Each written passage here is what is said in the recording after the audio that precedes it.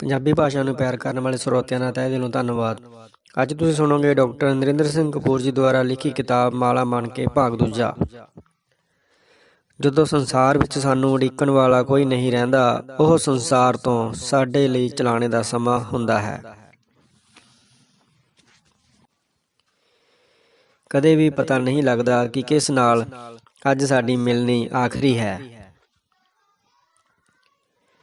ਅੱਖਾਂ ਤੇ ਕੰਨਾਂ ਵਿਚਕਾਰ ਇੱਕ ਬੌਧਿਕ ਤਰਾਜੂ ਹੁੰਦਾ ਹੈ। ਸਫਲ ਵਿਅਕਤੀ ਨੌਕਰੀ ਲੱਗਣ ਦੇ ਬਾਵਜੂਦ ਕੰਮ ਕਰਦੇ ਰਹਿੰਦੇ ਹਨ।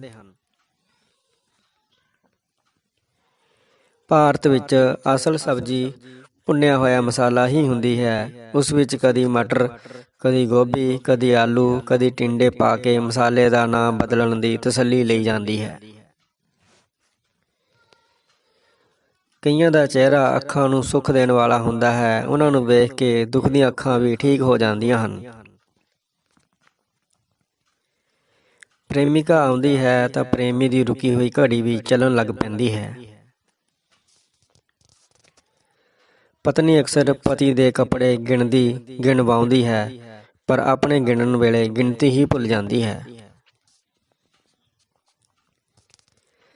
ਜਿਹੜੀ ਬੋਲੀ ਅਸੀਂ ਸੁਪਨੇ ਵਿੱਚ ਬੋਲਦੇ ਹਾਂ, ਉਹ ਮਾਂ ਬੋਲੀ ਹੁੰਦੀ ਹੈ। ਉੱਚੇ ਆਦਰਸ਼ ਨੀਵੀਆਂ ਖੁਸ਼ੀਆਂ ਦੀ ਕੁਰਬਾਨੀ ਮੰਗਦੇ ਹਨ। ਵਿਉਂਤਬੰਦੀ ਦੀ ਅਣਹੋਂਦ ਕਾਰਨ ਅਕਸਰ ਹਰੇਕ ਸਮਾਗਮ ਪਹਿਲਾਂ ਮੇਲਾ, ਫਿਰ ਤਮਾਸ਼ਾ, ਮਗਰੋਂ ਰੌਲਾ ਰੱਪਾ ਅਤੇ ਅੰਤ ਨੂੰ ਗੜਬੜ ਹੋ ਨਿਬੜਦਾ ਹੈ। ਜੇ ਲੋਕ ਪੱਖੀ ਫਲਸਫੇ ਨੇ ਬਾਦਸ਼ਾਹੀਆਂ ਨਾ ਰੋਲੀਆਂ ਹੁੰਦੀਆਂ ਤਾਂ ਵਿਗਿਆਨ ਨੇ ਰੋਲ ਦੇਣੀਆਂ ਸਨ। ਬਚ ਗਈਆਂ ਨੂੰ ਪ੍ਰਜਾਤੰਤਰ ਰੋਲ ਰਿਹਾ ਹੈ। ਗ੍ਰੰਥ ਦਾ ਜਨਮ ਏਸ਼ੀਆ ਵਿੱਚ ਹੋਇਆ। ਪੁਸਤਕ ਦਾ ਯੂਰਪ ਵਿੱਚ, ਏਸ਼ੀਆ ਵਿੱਚ ਬੋਲਬਾਲਾ ਹੁਣ ਵੀ ਗ੍ਰੰਥ ਦਾ ਹੀ ਹੈ। ਇਜ਼ਰਾਈਲ ਦੀ ਰਾਜਧਾਨੀ ਯਰੂਸ਼ਲਮ ਵਿੱਚ ਹਰ ਸਾਲ ਰੱਬ ਨੂੰ ਮੁਖਾਤਬ ਲਗਭਗ 3000 ਚਿੱਠੀਆਂ ਪਹੁੰਚਦੀਆਂ ਹਨ। ਵਿਗਿਆਨ ਵਿੱਚ ਸਵੈ ਪੜਚੋਲ ਦੀ ਵਿਵਸਥਾ ਹੈ, ਇਸ ਲਈ ਵਿਗਿਆਨ ਵਿੱਚ ਵਿਕਾਸ ਵਾਪਰ ਰਿਹਾ ਹੈ। ਧਰਮ ਕਹਿੰਦਾ ਹੈ ਜੋ ਗ੍ਰੰਥ ਵਿੱਚ ਲਿਖਿਆ ਹੈ ਉਹ ਅੰਤਿਮ ਹੈ, ਇਸ ਲਈ ਕੱਟੜਵਾਦ ਅਤੇ ਆਤੰਕਵਾਦ ਫੈਲ ਰਿਹਾ ਹੈ। ਇਸ ਵੇਲੇ ਸੰਸਾਰ ਵਿੱਚ ਬਹੁਤੇ ਲੋਕ ਭਾਵੇਂ ਧਾਰਮਿਕ ਹਨ, ਪਰ ਉਹ ਵਿਗਿਆਨ ਦੇ ਲੜ ਲੱਗਣਾ ਚਾਹੁੰਦੇ ਹਨ। ਕਿਸੇ ਅੰਦੋਲਨ ਵਿੱਚ ਜੇ ਵਿਦਿਆਰਥੀਆਂ ਨੂੰ ਕਲਾਸਾਂ ਦਾ ਬਾਈਕਾਟ ਕਰਨ ਲਈ ਕਿਹਾ ਜਾਵੇ ਤਾਂ ਉਹ ਝੱਟ ਤਿਆਰ ਹੋ ਜਾਂਦੇ ਹਨ, ਕਿਉਂਕਿ ਜੋੜੀਆਂ ਦੀ ਕਲਾਸ ਲਾਉਣ ਵਿੱਚ ਪਹਿਲਾਂ ਹੀ ਦਿਲਚਸਪੀ ਨਹੀਂ ਹੁੰਦੀ। ਜਿੱਥੇ ਅਨਪੜ੍ਹਾਂ ਨਾਲ ਵਾਹ ਪਏਗਾ, ਉੱਥੇ ਸਮੇਂ ਦੀ ਪਾਬੰਦੀ ਨਹੀਂ ਹੋਵੇਗੀ। ਤਰਖਾਣਾਂ, ਲੋਹਾਰਾਂ, ਲਲਾਰੀਆਂ, ਮਿਸਤਰੀਆਂ, ਧੋਬੀਆਂ, ਦੋਧੀਆਂ, ਦਰਜੀਆਂ, ਮਕੈਨਿਕਾਂ ਵਿੱਚ ਸਮੇਂ ਦੀ ਅਕਸਰ ਪਾਬੰਦੀ ਨਹੀਂ ਹੁੰਦੀ। ਜੇ ਪਤੀ ਜਾਸੂਸੀ ਨਾਵਲ ਪੜ੍ਹਦਾ ਹੈ ਤਾਂ ਉਹ ਪਤਨੀ ਨੂੰ ਤਲਾਕ ਦੇਣ ਦੇ ਝਗੜੇ ਵਿੱਚ ਨਹੀਂ ਪੈਂਦਾ, ਕਤਲ ਕਰਨ ਦੀ ਵਿਉਂਤ ਬਣਾਉਂਦਾ ਹੈ। ਇਸਤਰੀ ਇੱਕੋ ਵੇਲੇ ਸ਼ਰਮ, ਸ਼ਰਾਫਤ, ਸੰਕੋਚ, ਸਲੀਕੇ ਆਦਿ ਦੇ ਘੇਰਿਆਂ ਵਿੱਚ ਘਿਰੀ ਹੁੰਦੀ ਹੈ ਅਤੇ ਇਹਨਾਂ ਨੂੰ ਆਪਣੀਆਂ ਢਾਲਾਂ ਵਜੋਂ ਵਰਤਦੀ ਹੈ।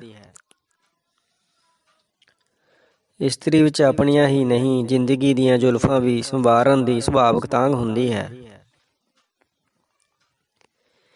ਚਿਹਰਾ ਕਿਸੇ ਕਿਸੇ ਕੋਲ ਹੁੰਦਾ ਹੈ, ਬਹੁਤਿਆਂ ਕੋਲ ਕੇਵਲ ਸ਼ਕਲ ਹੀ ਹੁੰਦੀ ਹੈ। ਮਨੋਵਿਸ਼ਲੇਸ਼ਣ ਵਿਸ਼ੇਸ਼ ਢੰਗ ਨਾਲ ਕਿਸੇ ਦਾ ਅਤੀਤ ਫਰੋਲਣ ਅਤੇ ਗੱਲਾਂ ਨਾਲ ਉਸਦਾ ਮਾਨਸਿਕ ਵਿਗਾੜ ਦੂਰ ਕਰਨ ਦੀ ਵਿਧੀ ਹੈ। ਵਿਕਾਸ ਕਰਨ ਦੀ ਸਮਰੱਥਾ ਹਰ ਕਿਸੇ ਵਿੱਚ ਹੁੰਦੀ ਹੈ। ਜਿਹੜੇ ਇਸ ਸਮਰੱਥਾ ਨੂੰ ਵਰਤਦੇ ਹਨ, ਉਹਨਾਂ ਲਈ ਇਹ ਯੋਗਤਾ ਬਣ ਜਾਂਦੀ ਹੈ। ਸਭ ਤੋਂ ਵੱਧ ਲਾਹੇਵੰਦ ਸੌਦਾ ਸਿੱਖਿਆ ਪ੍ਰਾਪਤ ਕਰਨਾ ਹੁੰਦਾ ਹੈ। ਲੜਕੀਆਂ ਬਚਪਨ ਵਿੱਚ ਹੀ ਜਾਣ ਜਾਂਦੀਆਂ ਹਨ ਕਿ ਉਹ ਮੁੰਡਿਆਂ ਵਾਂਗ ਨਿਰਦਈ ਅਤੇ ਹਿੰਸਕ ਨਹੀਂ ਬਣ ਸਕਦੀਆਂ, ਇਸ ਲਈ ਉਹ ਭਰਾਵਾਂ ਤੋਂ ਵੀ ਆਪਣਾ ਰਾਹ ਵੱਖਰਾ ਕਰ ਲੈਂਦੀਆਂ ਹਨ। ਅਸਫਲ ਉਸ ਵਿਅਕਤੀ ਨੂੰ ਕਹਿੰਦੇ ਹਨ ਜਿਸ ਨੇ ਭਾਰੀ ਨੁਕਸਾਨ ਉਠਾਇਆ ਹੋਵੇ ਪਰ ਸਬਕ ਕੋਈ ਨਾ ਸਿੱਖਿਆ ਹੋਵੇ। ਮਾਪਿਆਂ ਦੀ ਨਿਗਰਾਨੀ ਵਿੱਚ ਖੇਡਣ ਨਾਲੋਂ ਆਪਣੀ ਮਰਜ਼ੀ ਨਾਲ ਖੇਡਣ ਵਾਲੇ ਬੱਚੇ ਡਾਂਟ ਜਾਂ ਸਜ਼ਾ ਤੋਂ ਮੁਕਤ ਹੋਣ ਕਰਕੇ ਵਧੇਰੇ ਸਿੱਖਦੇ ਹਨ। ਜੇ ਭਾਂਡੇ ਮਾਂਜਣੇ ਪੈ ਗਏ ਹਨ ਤਾਂ ਸੋਚੋ ਨਾ, ਮਾਂਜੇ ਜਾਣਗੇ। ਜੇ ਬੱਚੇ ਮਾਪਿਆਂ ਨੂੰ ਆਪਣੇ ਸਾਰੇ ਸੁਪਨੇ ਅਤੇ ਯੋਜਨਾਵਾਂ ਦੱਸਣ ਲੱਗ ਪੈਣ ਤਾਂ ਮਾਪਿਆਂ ਦੀ ਨੀਂਦ ਉੱਡ ਜਾਵੇਗੀ। ਇਸਤਰੀਆਂ ਵਧੇਰੇ ਧਾਰਮਿਕ ਹੁੰਦੀਆਂ ਹਨ ਕਿਉਂਕਿ ਉਹਨਾਂ ਨੂੰ ਵਧੇਰੇ ਆਸਰਿਆਂ ਅਤੇ ਨਿਰੰਤਰ ਸੁਰੱਖਿਆ ਦੀ ਲੋੜ ਪੈਂਦੀ ਹੈ। ਜਦੋਂ ਪਿਤਾ ਦੀ ਘਰੋਂ ਬਾਹਰ ਕੰਮ ਕਰਨ ਦੀ ਉਮਰ ਹੁੰਦੀ ਹੈ, ਉਦੋਂ ਪਿਤਾ ਦਾ ਘਰ ਰਹਿਣ ਲੱਗ ਜਾਣਾ ਸਾਰਿਆਂ ਦਾ ਵਿਕਾਸ ਰੋਕ ਦਿੰਦਾ ਹੈ। ਜਦੋਂ ਬਹੁਤ ਅਧਿਕ ਸਫਲਤਾ ਮਿਲ ਜਾਵੇ ਤਾਂ ਇਹ ਵੀ ਸੰਕਟ ਬਣ ਜਾਂਦੀ ਹੈ। ਬੁਢਾਪੇ ਵਿੱਚ ਸਭ ਕੁਝ ਬਰਦਾਸ਼ਤ ਕਰਨ ਦੀ ਜਾਂਚ ਆ ਚੁੱਕੀ ਹੋਣ ਕਾਰਨ ਸਫਲਤਾ ਨਾਲ ਉਛਲਣ ਅਤੇ ਹਾਰ ਨਾਲ ਨਿਗਰਨ ਦੀ ਲੋੜ ਨਹੀਂ ਪੈਂਦੀ। ਜਦੋਂ ਸ਼ਰਾਬੀ ਗੁਸਲਖਾਨੇ ਵਿੱਚ ਲੁੱਕ ਕੇ ਸ਼ਰਾਬ ਪੀਣ ਲੱਗ ਜਾਵੇ ਤਾਂ ਸਾਰੇ ਉਸ ਦੀ ਬਰਬਾਦੀ ਨੂੰ ਜਾਣ ਜਾਂਦੇ ਹਨ। ਮਾਂ ਸਭ ਤੋਂ ਵਧੇਰੇ ਦੁਖੀ ਉਦੋਂ ਹੁੰਦੀ ਹੈ ਜਦੋਂ ਉਸਨੂੰ ਆਪਣੀਆਂ ਧੀਆਂ ਦੇ ਵਿਹਾਰ ਵਿੱਚੋਂ ਕਾਲ ਗਰਲਜ਼ ਵਾਲੇ ਲੱਛਣ ਦਿਸਣ ਲੱਗ ਪੈਂਦੇ ਹਨ। ਜੇ ਹਿੰਦੂ ਗਊ ਦਾ ਮਾਸ ਖਾਣ ਤਾਂ ਨਰਕ ਜਾਂਦੇ ਹਨ, ਜੇ ਮੁਸਲਮਾਨ ਸੂਰ ਦਾ ਮਾਸ ਖਾਣ ਤਾਂ ਦੋਜ਼ਖ ਜਾਂਦੇ ਹਨ। ਈਸਾਈ ਗਊ ਅਤੇ ਸੂਰ ਦੋਹਾਂ ਦਾ ਮਾਸ ਸ਼ਰਾਬ ਨਾਲ ਖੂਬ ਖਾਂਦੇ ਹਨ ਅਤੇ ਆਪਣੇ ਆਪ ਨੂੰ ਸਵਰਗ ਵਿੱਚ ਮਹਿਸੂਸ ਕਰਦੇ ਹਨ। ਖੰਡਰਾਂ ਵਿੱਚ ਪੁਰਸ਼ਾਂ ਦੀ ਹੀ ਦਿਲਚਸਪੀ ਹੁੰਦੀ ਹੈ, ਇਸਤਰੀਆਂ ਦੀ ਦਿਲਚਸਪੀ ਸੰਸਾਰ ਦੀਆਂ ਰੌਣਕਾਂ ਵਿੱਚ ਹੁੰਦੀ ਹੈ। ਸੰਤਾਨ ਮਨੁੱਖ ਦੀ ਭਾਵਕ ਲੋੜ ਹੈ, ਭਾਵਕ ਲੋੜਾਂ ਤਰਕ ਨੂੰ ਨਹੀਂ ਮੰਨਦੀਆਂ। ਕੋਈ ਵੀ ਸਮਾਜ ਇਸਤਰੀ ਦੀ ਖੁੱਲ੍ਹੀ ਬਗਾਵਤ ਨੂੰ ਪ੍ਰਵਾਨ ਨਹੀਂ ਕਰਦਾ, ਇਸਤਰੀ ਆਪ ਵੀ ਨਹੀਂ ਕਰਦੀ। ਪਿਤਾ ਨਾਲ ਉਹੀ ਪੁੱਤਰ ਟਕਰਾਉਂਦੇ ਹਨ ਜਿਹੜੇ ਆਰਥਿਕ ਪੱਖੋਂ ਸੁਤੰਤਰ ਨਹੀਂ ਹੁੰਦੇ। ਆਰਥਿਕ ਪੱਖੋਂ ਸੁਤੰਤਰ ਪੁੱਤਰ ਪਿਤਾ ਨਾਲ ਚੰਗੇ ਦੋਸਤਾਂ, ਸਾਥੀਆਂ ਅਤੇ ਸਹਿਯੋਗੀਆਂ ਵਾਂਗ ਵਿਚਰਦੇ ਹਨ। ਡਰ ਇਕੱਲਿਆਂ ਲੱਗਦਾ ਹੈ, ਰਿਸ਼ਤੇ ਡਰ ਤੋਂ ਮੁਕਤ ਹੋਣ ਦੇ ਉਪਰਾਲੇ ਹਨ। ਜਦੋਂ ਮੰਗੇਤਰ ਇੱਕ ਦੂਜੇ ਨੂੰ ਸੁਪਨਿਆਂ ਵਿੱਚ ਮਿਲ ਰਹੇ ਹੁੰਦੇ ਹਨ ਤਾਂ ਵਿਆਹ ਦਾ ਅਲਾਰਮ ਵੱਜ ਜਾਂਦਾ ਹੈ। ਮੰਗਣੇ ਦੀ ਮੁੰਦਰੀ ਲੜਕੀ ਦੀ ਉਸ ਉਂਗਲ ਨੂੰ ਪਛਾਣਨ ਲਈ ਹੁੰਦੀ ਹੈ ਜਿਸ ਤੇ ਉਸਨੇ ਮਗਰੋਂ ਪਤੀ ਨੂੰ ਨਚਾਉਣਾ ਹੁੰਦਾ ਹੈ। ਹਿਟਲਰ ਨੇ ਕਿਹਾ ਸੀ, ਅੱਜ ਜਰਮਨੀ ਸਾਡਾ ਹੈ, ਕੱਲ੍ਹ ਸਾਰਾ ਸੰਸਾਰ ਸਾਡਾ ਹੋਵੇਗਾ। ਤਾਲਿਬਾਨ ਕਹਿੰਦੇ ਹਨ, ਅੱਜ ਅਫਗਾਨਿਸਤਾਨ ਮੁਸਲਮਾਨ ਹੈ, ਕੱਲ੍ਹ ਸਾਰਾ ਸੰਸਾਰ ਮੁਸਲਮਾਨ ਹੋਵੇਗਾ। ਬਾਜ਼ਾਰ ਦਾ ਮਾਲਕ ਗਾਹਕ ਹੁੰਦਾ ਹੈ। ਸਿੱਖ ਕੌਮ ਧਰਮ ਦੀ ਦਹਿਲੀਜ਼ ਤੇ ਰੁਕੀ ਹੋਈ ਹੈ। ਇਸ ਨੇ ਰਾਜਨੀਤਿਕ ਅਤੇ ਆਰਥਿਕ ਮਸਲਿਆਂ ਨੂੰ ਸਮਝਣ ਦੀ ਅਜੇ ਦਲੇਰੀ ਨਹੀਂ ਕੀਤੀ। ਬਾਣੀਏ ਵਿੱਚ ਜੱਟ ਉਹ ਕੰਜੂਸੀ ਕੋਸਦਾ ਹੈ ਜਿਹੜੀ ਜੱਟ ਆਪਣੇ ਵਿੱਚ ਪਸੰਦ ਨਹੀਂ ਕਰਦਾ। ਬਾਣੀਆ ਜੱਟ ਵਿੱਚ ਉਹ ਫਜ਼ੂਲ ਖਰਚੀ ਨਿੰਦਦਾ ਹੈ ਜਿਹੜੀ ਉਹ ਆਪਣੇ ਪਰਿਵਾਰ ਵਿੱਚ ਬਰਦਾਸ਼ਤ ਨਹੀਂ ਕਰਦਾ। ਹੁਣ ਦੇਸ਼ ਭਗਤੀ ਦੇ ਅਰਥ ਹਨ ਸਰਕਾਰ ਤੋਂ ਦੇਸ਼ ਦੀ ਰੱਖਿਆ ਕਰਨੀ। ਜਦੋਂ ਘਰ ਦੇ 5 ਜੀਆਂ ਲਈ 4 ਅੰਬ ਹੋਣ ਤਾਂ ਜਿਹੜੀ ਕਹਿੰਦੀ ਹੈ ਕਿ ਉਸਨੂੰ ਅੰਬ ਚੰਗੇ ਨਹੀਂ ਲੱਗਦੇ, ਉਹ ਮਾਂ ਹੁੰਦੀ ਹੈ। ਜੇਕਰ ਅਧਿਆਪਕ ਦੀਆਂ ਝਿੜਕਾਂ ਨਾਲ ਕੋਈ ਵਿਦਿਆਰਥੀ ਆਤਮਘਾਤ ਕਰਦਾ ਹੈ ਤਾਂ ਆਤਮਘਾਤ ਦਾ ਕਾਰਨ ਅਧਿਆਪਕ ਦਾ ਵਿਹਾਰ ਨਹੀਂ ਹੁੰਦਾ, ਵਿਦਿਆਰਥੀ ਦੇ ਘਰ ਦਾ ਵਾਤਾਵਰਨ ਹੁੰਦਾ ਹੈ। ਪੈਸਾ ਇੱਕ ਐਸਾ ਝੂਲਾ ਹੈ ਜਿਸ ਤੇ ਸਾਰਾ ਸੰਸਾਰ ਸਵਾਰ ਹੈ। ਕਿਸਮਤ ਕੁੰਡਾ ਹੀ ਖੜਕਾਉਂਦੀ ਹੈ, ਰੁਕ ਕੇ ਮਿੰਨਤਾਂ ਨਹੀਂ ਕਰਦੀ। ਬੱਚਿਆਂ ਦੀਆਂ ਗਲਤੀਆਂ ਸੋਧਣ ਦੀ ਲੋੜ ਹੁੰਦੀ ਹੈ। ਜਵਾਨੀ ਦੀਆਂ ਗਲਤੀਆਂ ਵੇਖ ਕੇ ਅਣਡਿੱਠ ਕਰਨ ਯੋਗ ਹੁੰਦੀਆਂ ਹਨ। ਬਜ਼ੁਰਗਾਂ ਦੀਆਂ ਗਲਤੀਆਂ ਬਰਦਾਸ਼ਤ ਕਰਨ ਵਾਲੀਆਂ ਹੁੰਦੀਆਂ ਹਨ। ਇਸਤਰੀਆਂ ਦੀਆਂ ਗਲਤੀਆਂ ਉਹਨਾਂ ਦੀਆਂ ਮਜਬੂਰੀਆਂ ਹੁੰਦੀਆਂ ਹਨ। ਖਜ਼ਾਨਚੀ ਅਤੇ ਮੁਨੀਮ ਕਦੇ ਢਿੱਲੇ, ਸੁਸਤ ਅਤੇ ਲਾਪਰਵਾਹ ਨਹੀਂ ਹੁੰਦੇ। ਜਿਸ ਦਾ ਵੀ ਪੈਸੇ ਨਾਲ ਵਾਹ ਪੈਂਦਾ ਹੈ ਉਹ ਚੁਸਤ ਹੋ ਜਾਂਦਾ ਹੈ। ਭਾਰਤ ਵਿੱਚ ਅਹਿੰਸਾ ਦਾ ਸੰਕਲਪ ਗਾਂਧੀ ਜੀ ਨਾਲ ਹੀ ਮੁੱਕ ਗਿਆ ਸੀ। ਜਦੋਂ ਇਸਤਰੀ ਪੁਰਸ਼ ਆਪਣੇ ਵਿਆਹ ਦੀ 50ਵੀਂ ਵਰ੍ਹੇਗੰਢ ਮਨਾਉਂਦੇ ਹਨ ਤਾਂ ਉਹਨਾਂ ਦੋਹਾਂ ਨੂੰ ਗੰਢ ਸਾਫ਼ ਵਿਖਾਈ ਦੇ ਰਹੀ ਹੁੰਦੀ ਹੈ। ਪ੍ਰਸੰਨ ਵਿਆਹ ਦਾ ਭੇਤ ਭੇਤ ਹੀ ਰਹਿੰਦਾ ਹੈ। ਮਨੁੱਖ ਹੁਕੂਮਤ ਨਾਲ ਹੀ ਭ੍ਰਿਸ਼ਟ ਨਹੀਂ ਹੁੰਦਾ, ਤਾੜੀਆਂ ਨਾਲ ਵੀ ਹੁੰਦਾ ਹੈ। ਜੋਤਸ਼ੀ ਤੁਹਾਡੀਆਂ ਪਰੇਸ਼ਾਨੀਆਂ ਦਾ ਦੋਸ਼ ਦੂਰ ਕਿਸੇ ਗ੍ਰਹਿ ਦੇ ਮੱਥੇ ਲਾ ਕੇ ਤੁਹਾਨੂੰ ਚਿੰਤਾ ਮੁਕਤ ਕਰਦਾ ਹੈ। ਕਿਸੇ ਦੀ ਸ਼ਕਲ ਪਹਿਲਾਂ ਪ੍ਰਭਾਵ ਹੀ ਪਾਉਂਦੀ ਹੈ, ਅਖੀਰਲਾ ਤੇ ਮਹੱਤਵਪੂਰਨ ਪ੍ਰਭਾਵ ਕਿਸੇ ਹੋਰ ਚੀਜ਼ ਦਾ ਪੈਂਦਾ ਹੈ। ਛਾਂ ਵਿੱਚ ਬਹਿ ਕੇ ਖੇਤੀ ਨਹੀਂ ਕੀਤੀ ਜਾ ਸਕਦੀ। ਜੇ ਤੁਸੀਂ ਕਹਿੰਦੇ ਹੋ ਕਿ ਸਾਰੇ ਲੋਕ ਚੰਗੇ ਹੁੰਦੇ ਹਨ ਤਾਂ ਸਪਸ਼ਟ ਹੈ ਕਿ ਤੁਸੀਂ ਸਾਰਿਆਂ ਨੂੰ ਅਜੇ ਮਿਲੇ ਹੀ ਨਹੀਂ। ਸਫਲ ਹੋਵੋਗੇ, ਹਰ ਵੇਲੇ ਝਾੜ ਪਾਉਂਦੇ ਰਹਿਣ ਵਾਲੇ ਵੀ ਵਧਾਈ ਦੇਣਗੇ। ਜੇ ਕੋਈ ਉਦੇਸ਼ ਮਿੱਥ ਲਿਆ ਜਾਵੇ ਤਾਂ ਗੋਡਿਆਂ ਵਿੱਚ ਜਾਨ ਅਤੇ ਮੋਢਿਆਂ ਵਿੱਚ ਹਿੰਮਤ ਆਪੇ ਆ ਜਾਂਦੀ ਹੈ। ਯਹੂਦੀ ਬਾਣੀਏ ਅਤੇ ਮਾਰਵਾੜੀ ਵਪਾਰ ਵਿੱਚ ਹੀ ਸਫਲ ਹੁੰਦੇ ਹਨ, ਬਾਕੀ ਸਭ ਖੇਤਰਾਂ ਵਿੱਚ ਇਹ ਹਾਸੋਹੀਣੇ ਹੁੰਦੇ ਹਨ। ਏਕੇ ਵਿੱਚ ਬਰਕਤ ਹੁੰਦੀ ਹੈ, ਪਰ ਸਿਆਣਿਆਂ ਦੇ ਏਕੇ ਵਿੱਚ। ਕੋਈ ਵੀ ਭੈੜੀ ਆਦਤ ਆਪੇ ਨਹੀਂ ਜਾਂਦੀ, ਆਪੇ ਪੈਂਦੀ ਹੀ ਹੈ। ਇਸਤਰੀ ਕਿਸੇ ਦਾ ਨੁਕਸਾਨ ਨਹੀਂ ਕਰਦੀ, ਪਰ ਜੇ ਕਰੇ ਤਾਂ ਕੁਝ ਛੱਡਦੀ ਨਹੀਂ। ਕਿਸੇ ਨੂੰ ਜਿਤਨੀ ਸ਼ਿੱਦਤ ਨਾਲ ਆਪਣੀ ਮਾਂ ਬੋਲੀ ਵਿੱਚ ਭੰਡਿਆ ਕੋਸਿਆ ਜਾ ਸਕਦਾ ਹੈ, ਉਹ ਆਨੰਦ ਕਿਸੇ ਹੋਰ ਭਾਸ਼ਾ ਵਿੱਚੋਂ ਨਹੀਂ ਮਿਲਦਾ। ਮੰਜ਼ਿਲ ਕਹਿੰਦੇ ਹੀ ਉਸਨੂੰ ਹਨ, ਜੋ ਦੂਰ ਹੋਵੇ, ਜੋ ਨੇੜੇ ਹੈ ਉਹ ਨਿਸ਼ਾਨਾ ਹੁੰਦਾ ਹੈ। ਸੋਹਣੀ ਉਹ ਹੁੰਦੀ ਹੈ ਜਿਸ ਦੀ ਫੋਟੋ ਖਿੱਚ ਕੇ ਫੋਟੋਗ੍ਰਾਫਰ ਪ੍ਰਸਿੱਧ ਹੋ ਜਾਵੇ। ਹਰ ਮਸਲੇ ਨੂੰ ਜ਼ਿੰਦਗੀ ਮੌਤ ਦਾ ਪ੍ਰਸ਼ਨ ਬਣਾਓਗੇ ਤਾਂ ਉੱਤਰ ਮੌਤ ਹੀ ਨਿਕਲੇਗਾ। ਕਈ ਵਾਰੀ ਪ੍ਰੇਮਿਕਾ ਇਵੇਂ ਝਟਕਦੀ ਹੈ ਜਿਵੇਂ ਹੱਲਾਸ਼ੇਰੀ ਦੇ ਰਹੀ ਹੋਵੇ। ਜਿਸ ਸਮਾਜ ਵਿੱਚ ਨਵੇਂ ਆਗੂ ਨਹੀਂ ਉਪਜਦੇ, ਉਸ ਸਮਾਜ ਵਿੱਚ ਮੰਦਰ, ਗੁਰਦੁਆਰਾ, ਮਸਜਿਦ ਹੀ ਅਗਵਾਈ ਦੇਣ ਲੱਗ ਪੈਂਦੇ ਹਨ। ਕਈ ਸੂਰਤਾਂ ਹੁੰਦੀਆਂ ਹਨ, ਕਈ ਚਿਹਰੇ ਹੁੰਦੇ ਹਨ, ਕਈ ਦਿਸਣ ਨੂੰ ਸ਼ਕਲਾਂ ਲੱਗਦੀਆਂ ਹਨ, ਪਰ ਬਹੁਤੀਆਂ ਬੁੱਥੀਆਂ ਹੀ ਹੁੰਦੀਆਂ ਹਨ। ਵਿਆਹ ਦੇ ਸਮਾਗਮ ਤੇ ਭਾਸ਼ਣ ਦੇਣ ਲੱਗ ਜਾਣਾ ਦੁਰਵਿਹਾਰ ਹੁੰਦਾ ਹੈ। ਪਤੀ ਪਤਨੀ ਨੂੰ ਇੱਕ ਦੂਜੇ ਨਾਲ ਜੋੜਨ ਦਾ ਕਾਰਜ ਬਿਸਤਰੇ ਨਾਲੋਂ ਵਧੇਰੇ ਘਰ ਦੀ ਰਸੋਈ ਕਰਦੀ ਹੈ। ਆਪਣੀ ਪ੍ਰੇਮਿਕਾ ਨੂੰ ਚੰਨ ਲਿਆ ਕੇ ਦੇਣ ਦਾ ਵਾਅਦਾ ਕੇਵਲ ਨੀਲ ਆਰਮਸਟਰਾਂਗ ਨੇ ਨਿਭਾਇਆ ਸੀ। ਹੁਣ ਕੇਵਲ ਆਪਣੇ ਧਰਮ, ਆਪਣੇ ਇਲਾਕੇ, ਆਪਣੀ ਜਾਤ, ਆਪਣੀ ਭਾਸ਼ਾ ਤੱਕ ਸੀਮਿਤ ਹੋ ਕੇ ਜਿਉਣਾ ਆਤਮਘਾਤੀ ਹੋਵੇਗਾ।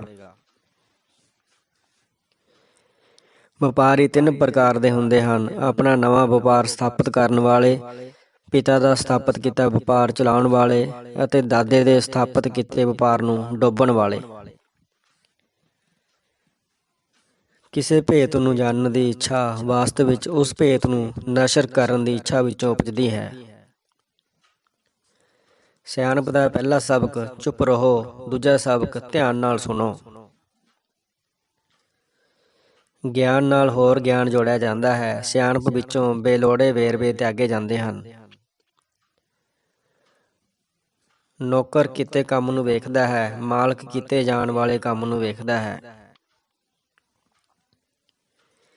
ਜੇ ਪਤਨੀ ਪਤੀ ਨੂੰ ਸਾਰਿਆਂ ਵੱਲੋਂ ਮੂਰਖ ਦੱਸੇ ਜਾਣ ਦੇ ਬਾਵਜੂਦ ਸਿਆਣਾ ਸਮਝੇ ਤਾਂ ਇਹ ਪਤਨੀ ਦੀ ਸਿਆਣਪ ਹੁੰਦੀ ਹੈ। ਬੇਵਕੂਫ ਜਦੋਂ ਪੈਰਿਸ ਜਾਂਦੇ ਹਨ ਤਾਂ ਪਤਨੀ ਨੂੰ ਨਾਲ ਲੈ ਜਾਂਦੇ ਹਨ। ਜੇ ਤੁਹਾਡਾ ਪੁੱਤਰ ਤੁਹਾਡੇ ਵਰਗਾ ਨਹੀਂ ਤਾਂ ਪੁੱਤਰ ਨੂੰ ਦੋਸ਼ ਨਾ ਦਿਓ। ਜੇ ਕੋਈ ਭਾਸ਼ਾ ਵਿਗਿਆਨੀ ਅੱਧੀ ਬੋਤਲ ਪੀ ਲੈਂਦਾ ਹੈ ਤਾਂ ਉਹ ਵਿਅੰਜਨ ਸਾਰੇ ਭੁੱਲ ਜਾਂਦਾ ਹੈ ਅਤੇ ਕੇਵਲ ਸੁਰਾਂ ਵਿੱਚ ਬੋਲਦਾ ਹੈ। ਕਈ ਸੰਬੰਧ ਬੜੇ ਗੂੜ੍ਹੇ ਹੁੰਦੇ ਹਨ, ਜਿਵੇਂ ਦੀਵੇ ਦਾ ਦੀਵਾਲੀ ਨਾਲ, ਰੰਗਾਂ ਦਾ ਹੋਲੀ ਨਾਲ, ਨਸ਼ੇ ਦਾ ਬਰਬਾਦੀ ਨਾਲ, ਜੂਏ ਦਾ ਕੰਗਾਲੀ ਨਾਲ। ਪਹਿਰਾਵਾ ਮੌਕੇ ਅਨੁਸਾਰ ਹੋਣਾ ਚਾਹੀਦਾ ਹੈ। ਮਿਲਣ ਵਾਲੇ ਦਾ ਧਿਆਨ ਤੁਹਾਡੇ ਵੱਲ ਜਾਣਾ ਚਾਹੀਦਾ ਹੈ, ਪਹਿਰਾਵੇ ਤੇ ਅਟਕਣਾ ਨਹੀਂ ਚਾਹੀਦਾ।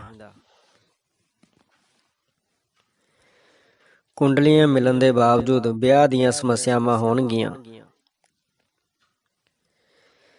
ਵਸੀਲੇ ਵਧਣ ਨਾਲ ਜਾਣੂ ਹੀ ਵੱਧਦੇ ਹਨ, ਦੋਸਤ ਘਟਦੇ ਹੀ ਹਨ। ਭਾਰ ਘਟਾਉਣ ਲਈ ਕੇਵਲ ਬਾਸੀ ਰੋਟੀ ਖਾਓ, ਲੋੜ ਅਨੁਸਾਰ ਹੀ ਖਾਓਗੇ। ਜਿਤਨਾ ਕੋਈ ਚਿੱਤਰਕਾਰ ਵਧੇਰੇ ਪ੍ਰਸਿੱਧ ਹੁੰਦਾ ਹੈ, ਉਤਨੀਆਂ ਹੀ ਉਸਦੇ ਚਿੱਤਰਾਂ ਦੀਆਂ ਨਕਲਾਂ ਵਧੇਰੇ ਹੁੰਦੀਆਂ ਹਨ। ਰੈਬਰਾਂ ਚਿੱਤਰਕਾਰ ਨੇ 700 ਚਿੱਤਰ ਬਣਾਏ ਸਨ, 3000 ਅਜੇ ਵੀ ਮਿਲਦੇ ਹਨ। ਠਾਕੁਰ ਨੂੰ ਅੰਗਰੇਜ਼ ਟੈਗੋਰ ਉਚਾਰਦੇ ਸਨ, ਇਵੇਂ ਰਬਿੰਦਰਨਾਥ ਠਾਕੁਰ ਰਬਿੰਦਰਨਾਥ ਟੈਗੋਰ ਬਣ ਗਿਆ ਸੀ। ਯੋਗ ਕਰਦਿਆਂ ਸਾੜੀ ਵਾਲੀਆਂ ਇਸਤਰੀਆਂ ਨੂੰ ਸੀਸ ਆਸਨ ਕਰਨ ਦੀ ਆਗਿਆ ਨਹੀਂ ਹੁੰਦੀ। ਪਤੀ ਪਤਨੀ ਦੇ ਝਗੜੇ ਨੂੰ ਮਹਾਭਾਰਤ ਇਸ ਲਈ ਕਿਹਾ ਜਾਂਦਾ ਹੈ ਕਿਉਂਕਿ ਪਤੀ ਪਤਨੀ ਵਾਂਗ ਕੌਰਵ ਪਾਂਡਵ ਵੀ ਆਪਸ ਵਿੱਚ ਡੂੰਘੇ ਜਾਣੂ ਸਨ। ਪੰਜਾਬੀ ਆਪਣੀ ਪ੍ਰਸ਼ੰਸਾ ਆਪ ਕਰਕੇ ਪ੍ਰਸੰਨ ਹੋਣ ਦੇ ਰੋਗ ਨਾਲ ਪੀੜਤ ਹਨ। ਹਰ ਅਦਾਕਾਰ ਦਾ ਇੱਕ ਦੌਰ ਹੁੰਦਾ ਹੈ ਅਤੇ ਹਰ ਦੌਰ ਦਾ ਅੰਤ ਹੁੰਦਾ ਹੈ। ਅਸਲੀ ਮਜਬੂਰੀ ਉਹ ਹੁੰਦੀ ਹੈ ਜਿਸ ਵਿੱਚ ਪੁਰਸ਼ ਘਰ ਨੂੰ ਗਹਿਣੇ ਰੱਖਦਾ ਹੈ ਅਤੇ ਇਸਤਰੀ ਆਪਣੇ ਗਹਿਣੇ ਵੇਚਦੀ ਹੈ। ਆਪਣੇ ਪਤੀ ਵਿਰੁੱਧ ਇਸਤਰੀ ਪਰਿਵਾਰ ਦੇ ਪੱਖ ਵਿੱਚ ਲੜਦੀ ਹੈ। ਜੇ ਕਿਸੇ ਇਸਤਰੀ ਨੂੰ ਕਿਸੇ ਅਜਨਬੀ ਨਾਲ ਰਹਿਣ ਲਈ ਕਿਹਾ ਜਾਵੇ ਤਾਂ ਉਹ ਵਿਰੋਧ ਕਰੇਗੀ। ਇਹ ਵਿਰੋਧ ਵਿਆਹ ਦੀਆਂ ਰਸਮਾਂ ਨਾਲ ਦੂਰ ਕੀਤਾ ਜਾਂਦਾ ਹੈ। ਪੁਰਸ਼ਾਂ ਕੋਲ ਗਿਣਨਾਤਮਕ ਅਤੇ ਇਸਤਰੀਆਂ ਕੋਲ ਗੁਣਾਤਮਕ ਯੋਗਤਾ ਹੁੰਦੀ ਹੈ। ਜੇ ਬੱਚੇ ਛੋਟੇ ਹੋਣ ਤਾਂ ਪਰਿਵਾਰ ਵਿੱਚ ਉਹਨਾਂ ਬਾਰੇ ਹੀ ਸੋਚਿਆ ਜਾਂਦਾ ਹੈ, ਆਪਣਾ ਖਿਆਲ ਹੀ ਨਹੀਂ ਆਉਂਦਾ। ਚਿੰਤਾਵਾਂ ਦੇ ਵਧਣ ਨਾਲ ਫਜ਼ੂਲ ਚੀਜ਼ਾਂ ਦੇ ਖਰੀਦਣ ਅਤੇ ਤਲੀਆਂ ਚੀਜ਼ਾਂ ਦੇ ਖਾਣ ਦੀ ਭੁੱਖ ਵੱਧਦੀ ਹੈ। ਹੁਣ ਕੁੜੀਆਂ ਨੂੰ ਪਹਿਲਾਂ ਵਾਂਗ ਸ਼ਰਮਾਉਣਾ ਆਉਂਦਾ ਹੀ ਨਹੀਂ। ਠੇਕੇਦਾਰ ਇਮਾਨਦਾਰ ਨਹੀਂ ਹੁੰਦੇ, ਦਲਾਲ ਇਮਾਨਦਾਰੀ ਜਾਣਦੇ ਹੀ ਨਹੀਂ। ਪਹਿਲੇ ਵਿਸ਼ਵ ਯੁੱਧ ਉਪਰੰਤ ਇੰਗਲੈਂਡ ਅਤੇ ਅਮਰੀਕਾ ਨੇ ਤੇਲ ਲੱਭ ਕੇ ਅਤੇ ਖਰੀਦ ਕੇ ਅਰਬ ਦੇਸ਼ਾਂ ਨੂੰ ਖੁਸ਼ਹਾਲੀ ਦੇ ਰਾਹ ਪਾਇਆ ਸੀ।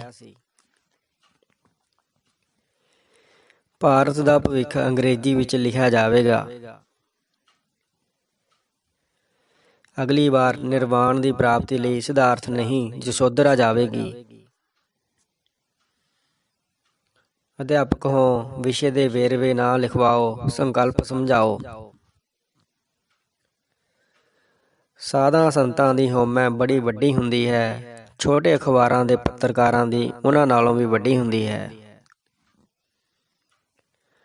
ਪਰੰਪਰਾ ਵਿੱਚ ਦੋਸ਼ ਉਦੋਂ ਕੱਢੇ ਜਾਂਦੇ ਹਨ ਜਦੋਂ ਪਰਿਵਰਤਨ ਦੀ ਲੋੜ ਹੋਵੇ। ਸੁਪਨੇ ਅਤੇ ਕਲਪਨਾ ਉੱਤੇ ਕੋਈ ਸੈਂਸਰਸ਼ਿਪ ਲਾਗੂ ਨਹੀਂ ਹੁੰਦੀ। ਭਾਰਤ ਵਿੱਚ ਬਹੁਤੇ ਰੋਗਾਂ ਦਾ ਇਲਾਜ ਵਰਤ ਰੱਖਣਾ ਰਿਹਾ ਹੈ। ਜਿਸ ਰਫ਼ਤਾਰ ਨਾਲ ਵਿਕਾਸ ਵਾਪਰ ਰਿਹਾ ਹੈ, ਉਵੇਂ ਕੁਝ ਦਹਾਕਿਆਂ ਵਿੱਚ ਬਾਂਦਰ ਜਾਪਾਨੀ ਬੋਲਣਗੇ ਅਤੇ ਬਿੱਲੀਆਂ ਲਿਪਸਟਿਕ ਲਾਉਣਗੀਆਂ। ਬੱਚੇ ਨਿੱਕੇ ਜਿਹੇ ਸਿਰ, ਮਾਸੂਮ ਜਿਹੇ ਦਿਲ, ਭੋਲੀ ਜਿਹੀ ਮੁਸਕਰਾਹਟ ਅਤੇ ਮਿੱਠੀ ਜਿਹੀ ਹੈਰਾਨੀ ਵਾਲੀ ਤੱਕਣੀ ਨਾਲ ਹਰ ਕਿਸੇ ਦਾ ਧਿਆਨ ਖਿੱਚਦੇ ਹਨ। ਜੇਕਰ ਲੁਟੇਰੇ ਅਤੇ ਠੱਗ ਲੁੱਟੇ ਹੋਏ ਮਾਲ ਨੂੰ ਬਰਾਬਰ ਵੰਡ ਲੈਣ ਤਾਂ ਇਹ ਇਮਾਨਦਾਰੀ ਦੀ ਉਦਾਹਰਣ ਨਹੀਂ ਬਣੇਗੀ, ਠੱਗੀ ਦੀ ਹੀ ਰਹੇਗੀ। ਆਸਤਕਾਂ ਦੇ ਗੁਣ ਅਤੇ ਨਾਸਤਕਾਂ ਦੇ ਔਗੁਣ ਹੀ ਵੇਖਣ ਦਾ ਰਿਵਾਜ ਹੈ। ਕਈ ਪਤੀ ਪਤਨੀ ਦਾ 30ਵਾਂ ਜਨਮ ਦਿਨ 20 ਵਾਰ ਮਨਾਉਂਦੇ ਹਨ। ਉਸਨੇ ਪ੍ਰੇਮਿਕਾ ਨੂੰ ਕਿਹਾ ਸੀ, ਮੈਂ ਤੇਰੇ ਵਿਯੋਗ ਵਿੱਚ ਮਰ ਜਾਵਾਂਗਾ, ਅਤੇ 40 ਸਾਲ ਮਗਰੋਂ ਉਸਨੇ ਆਪਣਾ ਕਥਨ ਸੱਚ ਕਰ ਵਿਖਾਇਆ ਸੀ। ਕੀ ਰਾਧਾ ਉੱਤੇ ਕ੍ਰਿਸ਼ਨ ਦੀ ਗੀਤਾ ਦਾ ਅਸਰ ਹੋਇਆ? ਵੱਡੇ ਭਰਾਵਾਂ ਵਾਲੀ ਭੈਣ ਮੁੰਡਿਆਂ ਨਾਲ ਸੌਖੀਆਂ ਗੱਲਾਂ ਕਰ ਲੈਂਦੀ ਹੈ, ਪਰ ਮੁੰਡੇ ਉਸ ਨਾਲ ਗੱਲਾਂ ਕਰਨ ਤੋਂ ਡਰਦੇ ਹਨ। ਬਚਪਨ ਵਿੱਚ ਭੈਣਾਂ ਭਰਾਵਾਂ ਵਿਚਕਾਰ ਝਗੜਾ ਵੱਧ ਅਤੇ ਪਿਆਰ ਘੱਟ ਹੁੰਦਾ ਹੈ। ਹੌਲੀ ਹੌਲੀ ਸਥਿਤੀ ਉਲਟ ਜਾਂਦੀ ਹੈ। ਤਾਕਤਵਰਾਂ ਨੂੰ ਆਪਣੀ ਨਸਲ ਤੇ ਮਾਣ ਹੁੰਦਾ ਹੈ। ਉਹ ਆਪਣੀਆਂ ਇਸਤਰੀਆਂ ਨੂੰ ਕਿਸੇ ਹੋਰ ਨਸਲ ਦੇ ਪੁਰਸ਼ਾਂ ਅਧੀਨ ਨਹੀਂ ਕਰਦੇ। ਨਿੰਦਾ ਚੁਗਲੀ ਸਕੀਆਂ ਭੈਣਾਂ, ਗੁੱਸਾ ਝਗੜਾ ਸਕੇ ਭਰਾ। ਜਿਹੜੇ ਪਤੀ ਪਤਨੀਆਂ ਤੇ ਰੋਕਾਂ ਹੀ ਲਾਉਂਦੇ ਹਨ, ਉਹ ਪਤਨੀਆਂ ਪਤੀਆਂ ਨੂੰ ਪੂਰੀ ਤਰ੍ਹਾਂ ਬੁੱਧੂ ਬਣਾਉਂਦੀਆਂ ਹਨ। ਬ੍ਰਾਹਮਣ ਅਤੇ ਖੱਤਰੀ ਮਜ਼ਦੂਰੀ ਨਹੀਂ ਕਰਦੇ, ਇਹ ਲੁੱਟਦੇ ਹੀ ਹਨ। ਸਲੂਟ ਦਾ ਅਰਥ ਹੈ ਮੈਂ ਸੇਵਾ ਲਈ ਹਾਜ਼ਰ ਹਾਂ। ਸੱਚ ਵਿਸ਼ਵ ਵਿਆਪੀ ਹੁੰਦਾ ਹੈ, ਝੂਠ ਸਾਰੇ ਸਥਾਨਕ ਹੁੰਦੇ ਹਨ। ਬਿਸਮਿਲ੍ਲਾ ਖਾਨ ਸ਼ਹਿਨਾਈ ਦਾ ਉਸਤਾਦ ਹੀ ਨਹੀਂ ਸੀ ਬਣਿਆ, ਆਪਣੇ ਉਸਤਾਦ ਦਾ ਜਵਾਈ ਵੀ ਬਣਿਆ ਸੀ। ਮਰਦ ਆਪਣੇ ਸੁਭਾਅ ਤੋਂ ਖਾਨਾ ਬਦੋਸ਼ ਅਤੇ ਇਸਤਰੀ ਵਤਨ ਪ੍ਰਸਤ ਹੁੰਦੀ ਹੈ। ਇਸਤਰੀਆਂ ਹੀ ਹਾਦਸਿਆਂ ਵਿੱਚੋਂ ਨਹੀਂ ਗੁਜ਼ਰਦੀਆਂ, ਹਾਦਸੇ ਵੀ ਇਸਤਰੀਆਂ ਵਿੱਚੋਂ ਗੁਜ਼ਰ ਜਾਂਦੇ ਹਨ ਅਤੇ ਉਹ ਖੰਡਰ ਬਣ ਜਾਂਦੀਆਂ ਹਨ। ਹਰ ਕਿਸੇ ਦੇ ਰਿਸ਼ਤੇਦਾਰਾਂ ਵਿੱਚ ਕੋਈ ਨਾ ਕੋਈ ਹੁੰਦਾ ਹੈ ਜਿਸ ਦਾ ਮੂੰਹ ਅਜਿਹਾ ਹੁੰਦਾ ਹੈ ਜਿਸ ਲਈ ਫਿੱਟੇ ਮੂੰਹ ਪੂਰਾ ਢੁਕਦਾ ਹੈ। ਆਪਣਾ ਦੁੱਖ ਦਰਦ ਪੂਰਾ ਸਾਰਾ ਨਹੀਂ ਦੱਸਿਆ ਜਾਂਦਾ, ਕੁਝ ਘਟਾ ਕੇ, ਕੁਝ ਵਧਾ ਕੇ, ਕੁਝ ਉਘਾੜ ਕੇ ਅਤੇ ਕੁਝ ਲੁਕਾ ਕੇ ਦੱਸਿਆ ਜਾਂਦਾ ਹੈ। ਮਨ ਦੀ ਹਾਲਤ ਬਦਲਦੀ ਰਹਿੰਦੀ ਹੈ। ਕਿਸੇ ਦੀ ਯਾਦ ਜ਼ਮਾਨੇ ਤੋਂ ਅੱਖ ਚੁਰਾ ਕੇ ਮਿਲਦੀ ਹੈ, ਕਿਸੇ ਦੀ ਯਾਦ ਨਾਲ ਮਨ ਭਾਰਾ ਹੋ ਜਾਂਦਾ ਹੈ। ਕਈ ਵਾਰੀ ਹਾਸਿਆਂ ਦੇ ਨੇੜੇ ਪਹੁੰਚ ਕੇ ਰੋਣਾ ਪੈ ਜਾਂਦਾ ਹੈ, ਕਈ ਵਾਰੀ ਸਾਰੇ ਦਰਿਆਵਾਂ ਦਾ ਪਾਣੀ ਅੱਖਾਂ ਦੇ ਅੱਥਰੂ ਬਣ ਜਾਂਦਾ ਹੈ। ਚੈਨਲ ਨੂੰ ਸਬਸਕ੍ਰਾਈਬ ਕਰਨ ਲਈ ਧੰਨਵਾਦ। ਤੁਹਾਡਾ ਦਿਨ ਸ਼ੁਭ ਰਹੇ।